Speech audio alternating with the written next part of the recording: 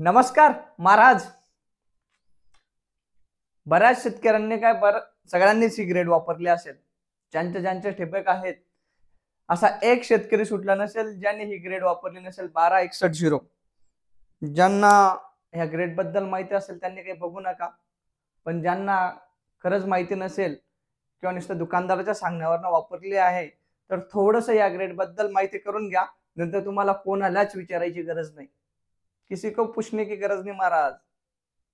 1261 याच्यामध्ये मित्रांनो नायट्रोजन आहे 12%, फॉस्फरस आहे 61% आणि पोटॅश 0 आहे.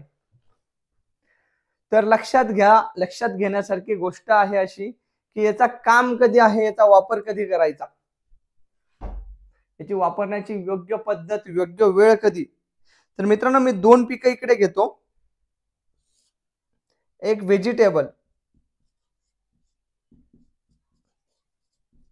आणि इकडे आपण बनाना घेऊ, कारण की बनाना मध्ये खूप मोठ्या प्रमाणात ही ग्रेड म्हणजे जे केळी लावतात ते 100चे 100% शेतकऱ्यांनी ही ग्रेड वापरलेली आहे. वापरावीच लागते महाराज, कारण की 7 महिन्यापर्यंत ही ग्रेड वापरू शकतो आपण केळीमध्ये. इतकी भारी ग्रेड आहे. तर थोडं लक्षात घेऊ. आपण इकडे टोमॅटोचं रोप घेऊ आणि इकडे बनानाचं झाड घेऊ.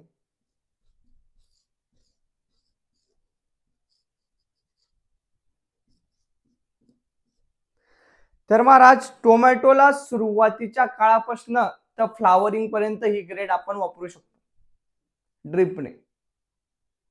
असं का बोलतोय ते सांगतो मित्रांनो. पहिले मी एक व्हिडिओ बनवला होता मागे की तुम्ही नटरस पुरत पालकचे रोल जर समजून घेतले तर तुम्हाला हे ग्रेड समजणं अवघड जाणार नाही. नत्राचा थोडक्यात ग्रेड वापर सांगून देतो मी. नत्राचा उपयोग काय आहे, नायट्रोजनचा. याच्यात जो 12% हे शेंडे चालवण्याचं काम करतं, एकदम थोड्या भाषेत, कारण की युट्यूबवर बसत नाही तेवढं, इंस्टावर. नंतर एक 1261चा रोल काय आहे, फॉस्फरसचा. याच्यानं काम आहे ब्रँचिंग, स्टेम डेव्हलपमेंट. केळी असेल तर बुंदा वाढवणे, फळांचं झाड असतील किंवा व्हेजिटेबल असेल, फळ म्हणजे आपलं भाजीपाला असेल तर फुटवे काढणे, मुळा वाढवणे आणि थोड्या प्रमाणात फ्लावरिंग लावणे. तर लक्षात घ्या महाराज, इथे तेच काम आहे याचं वालं. पहिलं 1261चं मेन काम काय आहे, याच्यामध्ये याला मॅप पण म्हणतात, सायंटिफिक भाषेत याला मॅप म्हणतात, मोनो अमोनियम फॉस्फेट. तर याचं मेन काम काय महाराज, रूट डेव्हलपमेंट करणे.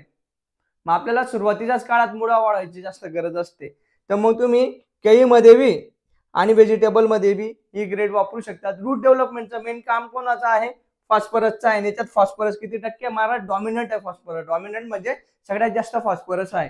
तर फॉस्फरसचं मेन जे काम आहे रूट डेव्हलपमेंटचं सगळ्यात मेन. नंतर ब्रँचिंग, यांचं जे दोघांचं कॉम्बिनेशन आहे ना, नायट्रोजनमुळे काय होतं, मी शेंडा चालतो म्हणजे शेंडाही चालतो, आणि जे ब्रँचिंग आहेत हे झाडनं असं सरळ सरळ न चालता, याच्यामध्ये नायट्रोजन आहे पण कमी आहे, सरळ सरळ न चालता फॉस्फरस असल्यामुळे ब्रँच निघतील. अशा ब्रँच म्हणजे जेवढे जास्त फुटवे तेवढे जास्त फ्लावरिंग लागण्याचे चान्सेस जास्त, तेवढे जास्त माल लागण्याचे चान्सेस जास्त आणि उत्पन्न निघण्याचे चान्सेस जास्त.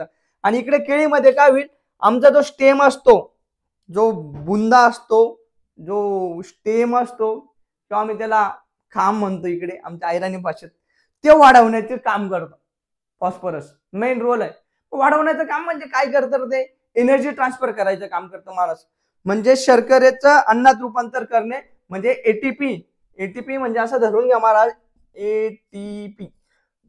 मी खाल्ली पोळीचं पूर्ण रक्तामध्ये पूर्ण अन्न पचन करून पूर्ण बॉडीमध्ये एनर्जी डेव्हलप करण्याचं काम. मी जे काही भाजी वगैरे खाईल त्याचं पूर्ण बॉडी त्याचं फिल्टर करून, म्हणजे त्याला पचन वगैरे करून आपल्यामध्ये जी एनर्जी तयार करते, सेम तसा प्रकार करते मला. ॲडिनोटाईन ट्रायफॉस्फेट तयार करून याचं शर्करेत रूपांतर करते, म्हणजे याचं अन्नात रूपांतर करण्यासाठी याचा खूप महत्वाचा रोल असतो फॉस्फरसचा, जो इथे 61% आहे, जो सुरुवातीच्या काळात खूप गरज आहे माझ्या केळीला पण आणि माझ्या टोमॅटो किंवा जे भाजीपाला असेल त्याच्यामध्ये. म्हणजे मग माझा फुटवाही करेल, ते खूप मोठ्या प्रमाणात चांगल्या प्रमाणात अन्न तयार होईल, तर झाडाची वाढ व्यवस्थित होईल, झाडाला जे पाहिजे ते भेटतंय, मग त्याचे फुटवाही निघतील आणि त्याची मांडही बनेल. दुसरा सगळ्यात महत्त्वाचं मला एनर्जी ट्रान्सफर तर झालं. नंतर फ्लावरिंगच्या स्टेजमध्ये म्हणजे बोरा याचा जो रोल आहे, याचं जे बॅलन्स कॉम्बिनेशन आहे ते फ्लावरिंग स्टेज पर्यंत म्हणजे थोड्याफार प्रमाणात फ्लावरिंग काढायलाही याचा उपयोग होऊ शकतो. आणि केळीमध्ये तुम्ही 7व्या महिन्यापर्यंत ही ग्रेड वापरू शकतात. 7व्या महिन्यापर्यंत स्टेम वाढवण्यासाठी, कारण की 7 महिन्यानंतर फॉस्फरस घेणं माझ्या माहितीप्रमाणे केळी थांबवून देते. असा विषय आहे महाराज. तर याचं काम असं आहे, एकदम थोडक्यात सांगितलं. आता याचा वापरण्याचं प्रमाण किती आहे, तर एका एकराला 5 किलो प्रमाणे घ्या. वरून फवारायचं असेल 2 ते 3 ग्रॅम घ्या. एक्सलंट रिपोर्ट येतील. जास्त फवारू नका वरून. 5 ते 7 ग्रॅम जर घेतलं तर रिव्हर्स ऑस्मोसिस क्रॉचिंग होऊन जाते. म्हणजे इथे पडलं की इथून आपली बॉडी इथे आग होते आणि बॉडी पाणी सोडतं आणि ते जळून जातं. तसं करू नका. किंवा जास्त मटेरियलही सोडू नका. जास्त फॉस्फरस ही मायक्रोन्यूट्रन अवेबिलिटीवर प्रॉब्लेम करतो हा. म्हणजे जे सूक्ष्माणु द्रव्य आहेत, जास्त फॉस्फरस झाला की त्याचंही ते एवढं सांगितलं असतं मी तुम्हाला, पण आता एवढं वेळ नाही. दुसरी गोष्ट थोडक्यात ते समजून घ्या. आता सगळ्यात मेन गोष्ट कुठली, की मी कुठल्या कंपनीचे वापरू. शेवटचा मेन मुद्दा तिथे झाला. कोणती कंपनी का लिहू भाई. महाराज मी काही कंपन्या आहेत ज्या मी अनुभवलेल्या आहेत. याचा अर्थ असा नाही की दुसऱ्या कंपन्या वाईट. जाणून बुजून शब्द वापरावा लागतो राजो, नाही त्याच्या मायला घेणं देणं. तर माझी पहिली कंपनी किंवा या तिघ पहिल्यामध्ये म्हणू शकतो, याराची घ्या तुम्ही, K+H ची घ्या, ICL ची घ्या, इंडिकेमची घ्या, किंवा अदर मध्ये तुम्हाला ज्याचे रिपोर्ट चांगले वाटले असतील महाराज तुम्ही तेही वापरू शकता.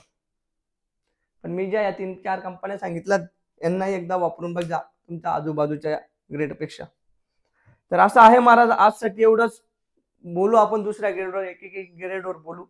तर लवकरच आपण दुसरी ग्रेड 319 बद्दल किंवा 1340 बद्दल एक व्हिडिओ बनवू. जय हिंद, जय महाराष्ट्र.